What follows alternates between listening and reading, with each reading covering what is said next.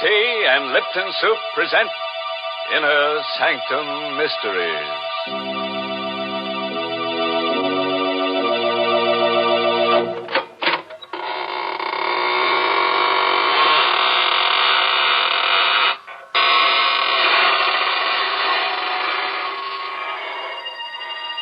Good evening, friends.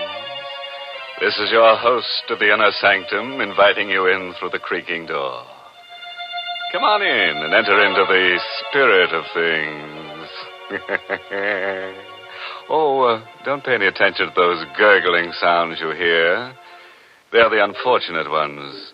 The midnight spirits who are caught haunting before midnight. Poor things. All they can do now is gurgle because they've evaporated into distilled spirits. Oh, what a horrifying thought, Mr. Host. Can't we ever talk about the brighter side of life? Well, don't forget, Mary, murder is my business. Well, thank goodness it isn't mine. And right now, I'd much prefer to talk with our Lipton listeners about something more conducive to happy spirits. I mean, a cup of hearty, piping hot Lipton tea. You know, it's really wonderful, the extra delight you get from this superb tea, friends. And the reason is simply this: Lipton's grand brisk flavor. Brisk, you know, is the tea expert's own word for the fresh, full-bodied, lively flavor of Lipton tea. Because unlike ordinary teas, Lipton's is never flat-tasting or lifeless. Lipton tea is always spirited, full-flavored, truly satisfying. Why, I'd even go so far as to say that once you've tried it, I think you'll enjoy Lipton tea more than any other tea you've ever tasted. And I'll go even further, Mary, and introduce our listeners to tonight's story. It's an original radio play written especially for Inner Sanctum by Emil Tepperman, and starring Richard Widmark in the role of Alex Gregory. It's about a man who became master of a secret so fearful that it could never be revealed to any mortal, living or dead. But let him tell you the story himself, how he learned the most terrible secret in all the universe, and what he did with it. It was an evening in September, the 15th to be exact, when I first learned of the existence of elixir number 4. It happened at Professor Jarman's house just off the college campus. You've heard of Jarman, of course. He was to chemistry what Einstein is to physics. But it was his daughter, Elaine, that I was interested in that evening in September when I rang their bell. Oh, hello, Alex. Oh, gosh, is it that late? I'm not even dressed. Hi, sweet. Snap it up, will you? The last show starts at 8:30. Oh, it won't take me long. Wait for me in the library. I'll be ready in a jiffy. I knew my way around the house. I went into the library, and the first thing I noticed was that the door to Professor Jarman's private study was ajar. It had never happened before. The private study and the laboratory beyond were forbidden territory in the Jarman home. Not even Elaine was allowed in there. And now the door was open. I'd heard stories of Jarman's experiments with new and secret formulae. So here was a chance. A possible chance to find out what the old codger was working on. I couldn't resist. I pushed open the door and I stepped into the private study. I could hear Jarman in the lab talking to himself. Elaine had told me once that he always talked to himself in the lab. I stood quietly in the study, but I couldn't make out what he was saying in there. I looked around. The study was just a small cubbyhole with a chair, a bookcase, and a desk. And on the desk, I saw the open diary. A single sentence was written on the open page. I stepped closer. And then I got the first shock. For that sentence was written in Latin. My Latin was rusty, but I was able to decipher the words, Vitae secretum in elixir quartum perpetus habeo. In elixir number 4, I have the secret of perpetus life. Perpetus. That was the one word I couldn't seem to place. In elixir number 4, I have the secret of something. Life. I was puzzling over that word perpetus when suddenly the laboratory door was flung open. What are you doing at my desk? Oh, hello, Professor Jarman. I asked you, what are you doing at my desk? Well, the study door was open. I thought I'd see if you were in here. You were reading my diary. Oh, no, Professor. You saw the entry in my diary. Well, really, Professor, I assure you. You read Latin. Latin? Well, I don't understand. You're sure you don't understand Latin? No, I Here don't. I am, Alex. Ready and... Well, is anything wrong? Elaine, I've told you time and again, no one is to be admitted to my study. Oh, I'm sorry, Dad. You must have left the door open. Oh, Alex, you shouldn't I'm have terribly sorry, Elaine. I found the door open, and I thought Professor Jarman was in here. I just wanted to say hello. All right. No harm done, as long as you can't read Latin. Now, get along, you two. I'm busy, but keep out of my study hereafter. I took Elaine to the movies, but I haven't the faintest recollection of what the picture was about. Through my mind kept running that Latin sentence, Vitae secretum in elixir quartum perpetus habeo. When I said goodnight to Elaine at her door after the show, I hurried home to my room and I got out an old Latin dictionary. I looked up the word perpetus. And then I got a strange, cold feeling down my spine. For the word perpetus meant perpetual. The Latin sentence which Jarman had written in his diary meant, in elixir number 4, I have the secret of perpetual life.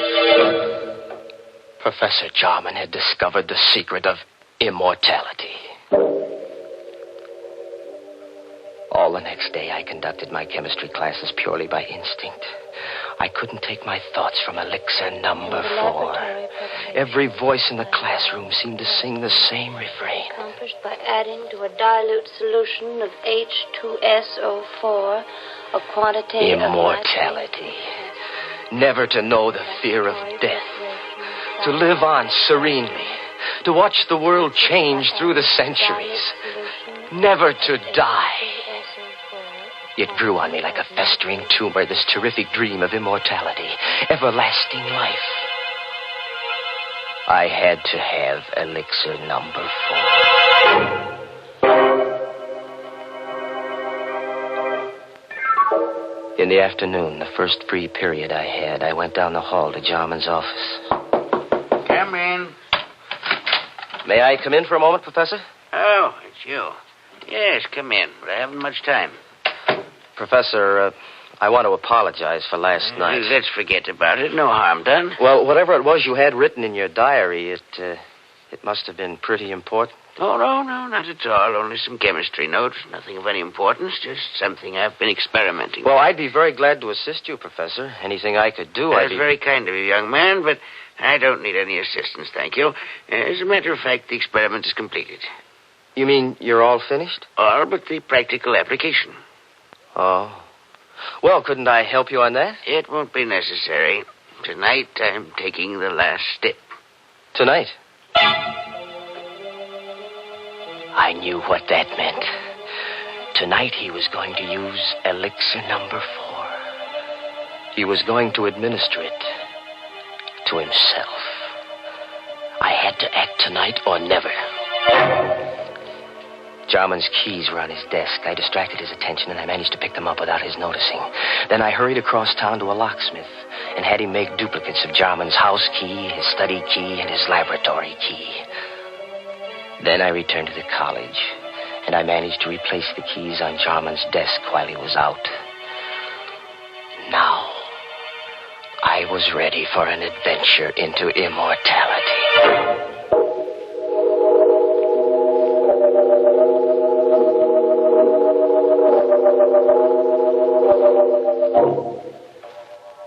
At 8:30 that evening, I let myself into Jarman's house, opened the study door, and stepped quietly over to the laboratory. I knew Elaine was at a sorority meeting. The professor and I were the only ones in the house. Jarman was standing at the lab table with his back to me, talking away to himself. There was a small vial on the table and a hypodermic syringe alongside it. Equal quantity administered yesterday will be sufficient. At my age, since my blood is too thin, I require the additional dose. But a younger man would need only one injection to cause the necessary type change in his blood. Who's that? Good evening, Professor Jarman. I hope I'm not interrupting. What are you doing here? How did you get in? So elixir number 4 changes the bloodstream, huh? What do you want in here? Quit stalling, Professor. I know what elixir number 4 is. Oh. So this is it. Elixir number 4. Careful. Don't spill it. How much of this stuff have you got? That's all there is. 5 cc's. You mean you haven't got any more? It took me 5 years to distill 10 cc's. Before that, I experimented for 10 years. I failed 3 times. And this is your 4th try, huh? Elixir number 4. And there isn't any more of it? It will take me 5 years more to make up another bat. Please be careful. Don't drop it. Don't worry, I won't. You said this is enough to make the average man immortal.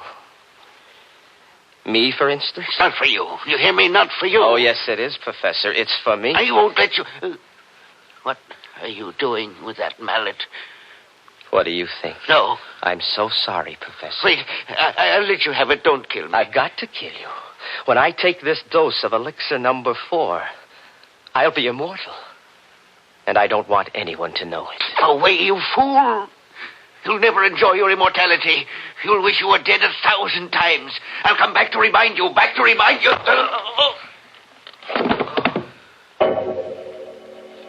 I didn't hit him hard enough to kill him. That wasn't part of my plan. But when he lay unconscious on the floor, I searched among the chemicals until I found what I wanted. I mixed some chemicals in a test tube, and I watched the fumes forming. Then I held the test tube against Jarman's mouth, forcing the deadly gas into his lungs.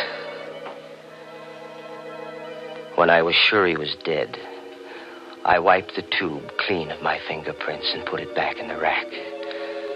Then I picked up the vial of elixir number 4, the hypodermic syringe, and I hurried away, locking all the doors behind me.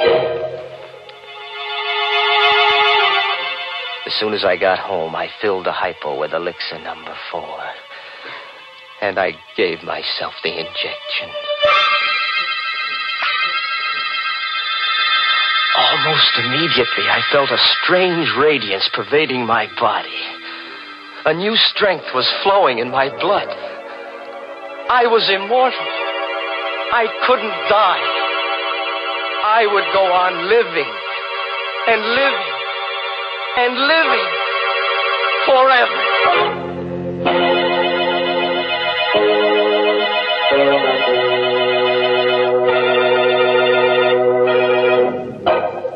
Hey, what's going on here? What's all this about living forever? If you ask me, it would be more of a curse than a blessing. Now, just suppose we all took a shot of this elixir number 4. Why, think of all the people who'd lose their jobs. Grave diggers and stone cutters and shroud makers and hearse drivers and... Oh, why, go on. You see what I mean. Why, everybody'd be out of a job. We'd all practically starve to death. Well, then, Mr. Host, maybe we can be glad that nobody has ever found the fountain of youth. And now let's get back to our story. We're all anxious to see what this fellow Alex does with his secret of perpetual life. Just imagine, a man with all that time on his hands. Time to kill. And kill. And kill. Immortality. I had it in my blood. I could feel it pulsing in my veins. The vitality, the power. I had to establish an alibi. Not that I expected to need an alibi.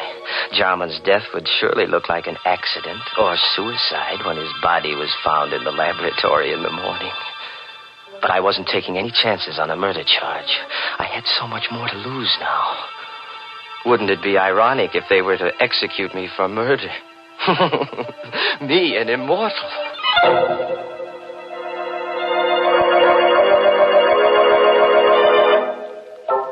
Next morning, I stopped at Jarman's house and rang the bell. I knew Elaine must have gone right to bed when she returned from the sorority meeting last night, because she never disturbed her father when he was in the lab. But now, when she discovered that he hadn't been to bed all night, she'd want to investigate. And I wanted to be there when the body was found. Oh, good morning, Alex. Hello, sweet. What's wrong? You look worried. Come on in. Alex, I am worried. Dad's still in the lab. He didn't go to bed last night. Well, what of it? He must be working on something big. No, I'm afraid something's happened. I knocked at the door just now and there was no answer. The door was locked? Well, yes, but I have a pass key. I wonder if I ought to use it. Well, of course you should. Well, please, Alex. You come with me. Of course, darling. Together we opened the laboratory door. I was all set to act horrified when we discovered the body on the floor. But there was no need to act. I was horrified. For the lab was empty. There was nothing on the floor. The body of Professor Jarman was gone. I don't know for how many hours after that I walked the street, confused and frightened and uncomprehending. I tried to reason it out. How Jarman's body had walked out of that lab. There was only one solution. Jarman had already taken one dose of elixir number 4. It must have counteracted the poison that I'd forced into him. He must have gotten up and then walked away. But where? And why? I recalled what he'd said before I hit him with the mallet. Yes, I could hear his voice faintly strumming at my brain. You'll never enjoy your immortality. You'll wish you were dead 1,000 times. I'll come back to remind you.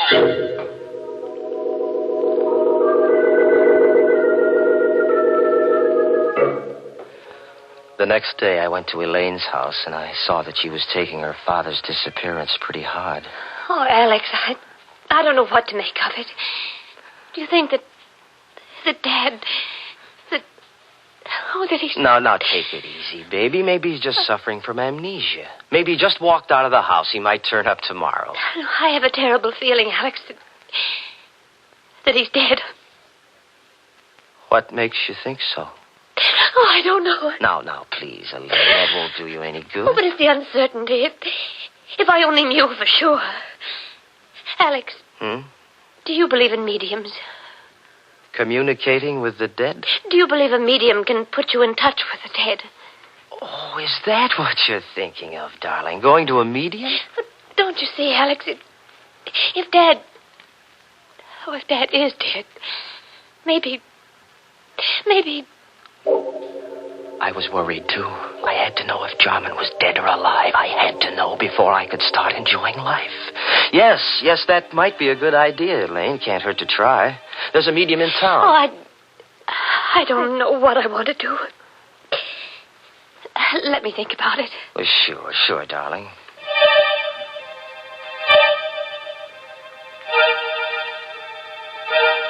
In the days that followed, I began to doubt whether I really was immortal. Was elixir number 4 really the elixir of life? Was I really going to live forever? If there was only some way to prove it. Then I remembered what Jarman had said, that the elixir caused a change of blood type. Well, that'd be easy enough to check. Elaine was taking a medical course, so I asked her to test my blood on the pretext that I thought I had anemia. It won't hurt, Alex. Just the needle. Ouch. There, now I've got all the blood I need. Just sit here a minute while I make the test. Well, does it take long? Only a minute. Alex. She was excited. There was something different about my blood then. Alex, come here quick. What? Look. Oh, look, Alex. I can't be mistaken. Your blood. It's a new type. Elaine couldn't get over the discovery that my blood was a new type. I'd asked her not to tell anyone about my new blood type, but I knew she wouldn't be able to keep the secret for long. And once it got out, people might begin to suspect what I already knew for sure, that I was immortal. Oh, I couldn't afford to have that known, because then everybody in the world would be envious of me. They'd hate me, too, because they'd know I could go on living long after they were dead. Oh, no. No, it had to be a secret forever. No one in the whole world must know, except myself. And the only person who could spill the secret now was Elaine. So, there was only one thing to do. Elaine furnished the opportunity herself the next day. Alex, I've been thinking about that medium. I've got to know if Dad is alive or dead. All right, whatever you say, darling, if it'll make you feel any better. I'll go with you, of course. Just the two of us, huh? We made a date to go to the seance that evening, and I made my plans accordingly. I didn't intend that Elaine should leave the seance alive. We arrived at the medium's house promptly at 9 o'clock. The medium asked Elaine and me to sit close to each other. And then she put out the lights. Alex. It's all right, sweet. I'm right here. I'm right next to you. I'm frightened. Now, there's nothing to be frightened about, darling. I'm right here with you. But it's so dark. I can't see anything. I don't hear anything. Where's the medium? She's still here. She's right across the table. She's gone into her trance. Do you think she'll contact Dad's spirit? I don't know, darling. Wait and see. I timed myself carefully, waiting for the moment when the medium should be well into her trance. Then I took out of my pocket the hypodermic syringe. I held the plunger in my left hand while I gripped Elaine's arm with my right, my thumb over the artery. Alex, my arm, your finger's hurt. It's all right, sweet. Slowly, I brought the hypodermic needle up close to the artery. One bite of the needle, a single plunge of the plunger, and death would come almost instantaneously. And no one in the world could say that it hadn't been heart failure. But suddenly, just as I had the plunger ready, I heard something strange. A sound. In the room where there should have been no sound. You'll never enjoy your immortality. You'll wish you were dead 1,000 times.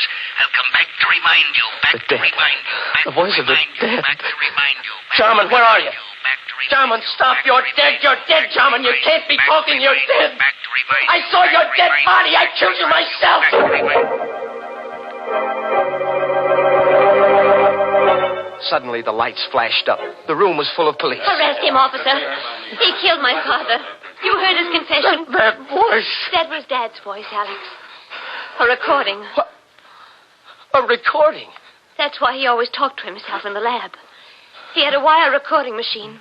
He talked while he carried on his experiments so that there'd be a permanent record. The wire recorder picked up everything that was said in the lab the night you killed him. But we could never have proved it was your voice in court if you hadn't confessed just now. Yes, but the body. I found Dad dead that night when I got back from the meeting. And I hid the body until I could find his murderer. And now, Alex, I found him.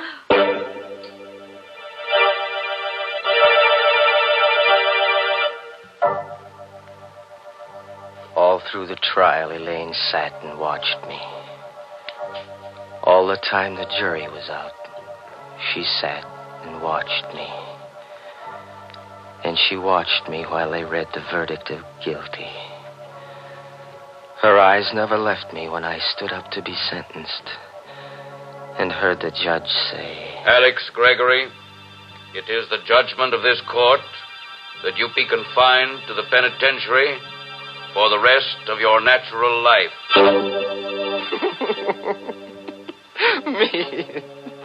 Me of all people. Me sentenced to imprisonment for life. Me in whose veins runs the precious elixir number 4. Imprisonment for the rest of my natural life, which means forever.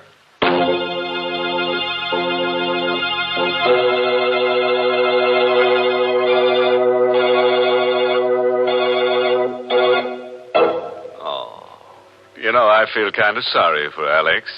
He really got a tough break. Locked up in a cell for all eternity and no way out. Yes, looks like they'll have to build a new jail around him every 1,000 years or so. Of course, there's one way out for him. He could let his beard grow for a couple of centuries, and when it gets long enough, he could hang himself. Oh, imagine such a thing, Mr. Host. Yes, it would be sort of breathtaking, wouldn't it, Mary? Poor Alex. He probably had many good impulses in his lifetime. Yes, the trouble is he didn't follow them. Well, Mr. Host, I'm afraid that's something we all do every now and then. For instance, perhaps some of you Inner Sanctum fans have promised yourselves the pleasure of trying Lipton tea, but somehow just haven't gotten around to it. Or maybe you've just forgotten it when you're writing out your grocery list. Well, this time, make sure. Add Lipton tea to your grocery list right now, for until you do try it, you're missing a real treat. Why not start enjoying lively, full-bodied Lipton tea beginning tomorrow?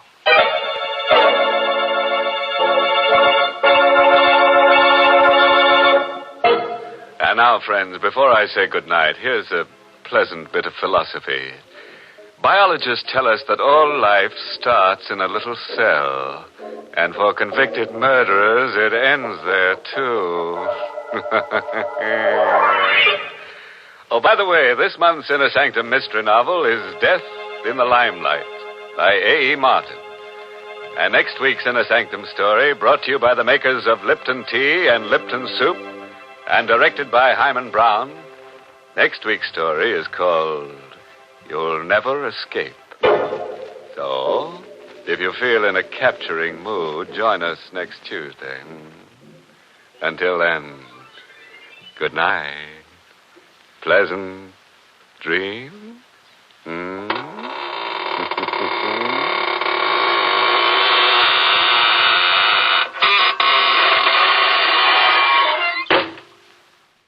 For a wonderful soup, be sure to try Lipton's Noodle Soup. And tune in next week for another Inner Sanctum mystery. This is CBS, the Columbia Broadcasting System.